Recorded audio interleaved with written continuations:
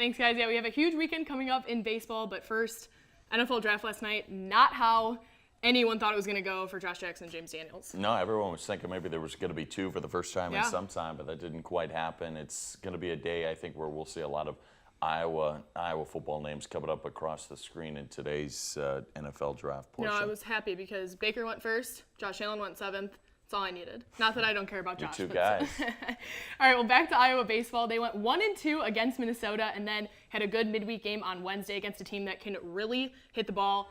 But pitching was great as well. Yeah, they got out hit in that game, actually, and it was the pitching that ended up keeping them in it. They took advantage of the free bases, took advantage of the errors that were given from Milwaukee. So it ended up being a pretty good midweek game because Iowa got that early lead, gave them a chance to be able to get some new guys in different positions. Towards the back end of those last couple of innings, a nice opportunity to see guys kind of move around with a huge weekend coming up. Well, here's what Coach Heller and the players had to say on their midweek game. Really pleased with the night. We knew coming in that Milwaukee can swing the bats, and in a midweek situation, you know, that's always a concern, getting into a slugfest with your young pitchers. And you know, they started out hot, found a couple holes, got a couple runs right away, and then it was good to see Trenton work through that, and then to answer right back and get 2 runs tight back up, and then score, I think, in the next 4 or 5 innings. Was really pleased with how we were able to take advantage of the walks and the errors that they gave us in those few innings, and that was good to see. It's definitely big to come out and put up this many runs against a team that can really swing it. Our pitchers did a great job, and I think it built a lot of confidence for the weekend.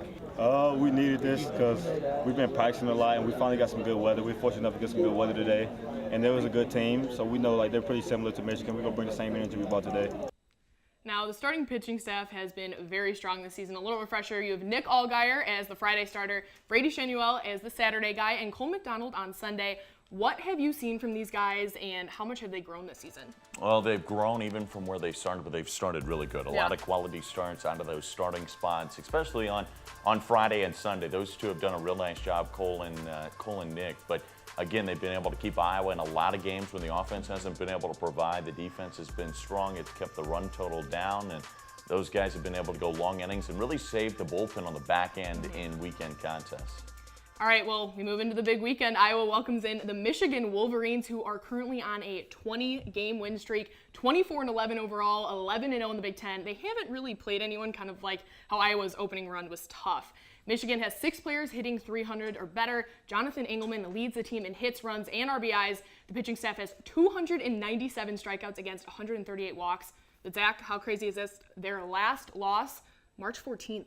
Yeah, it's crazy. Yeah. They have really strung it together. But like you said, the talent hasn't quite been there. They played 4 of the bottom teams of the Big Ten who probably aren't even going to be making the conference tournament when it comes around that time. So they haven't had a whole lot of pressure against them. There's one publication that has them ranked in the top 25, but for the most part, most of them aren't going to have them in that top 25 because of the fact that they haven't been proven. They haven't played those top opponents with the top RPI. So this is going to be a huge weekend for them and a huge weekend for Iowa to be able to solidify themselves with an at-large bid maybe. Well, here's what the Hawkeyes have to say on trying to break the Wolverines' win streak. We know they're on a pretty good win streak, and we love that. Like, we love playing for these type of moments, and they got to come see us. They got to come to Iowa City. Well, I mean, I think all of us have a respect for that streak too, because you know, no matter what, I mean, that's pretty impressive. I mean, it's just tough to do in baseball, as you guys know. I mean, some days you play good like we did on Friday, and you still don't win because the ball doesn't go your way or whatever. But to be on that kind of a roll, you know, is pretty special. But I know our guys are looking forward to.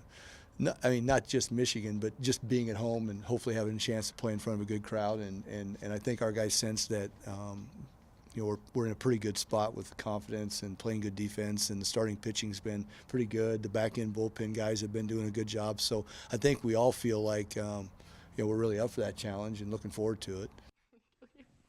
Well, Zach, we had a great run. Thanks for joining me throughout the whole year with football, basketball, and baseball. For my last time in the Daily Iowa TV Sports Studio, I'm Mary Kate Harrian. Back to you guys at the desk.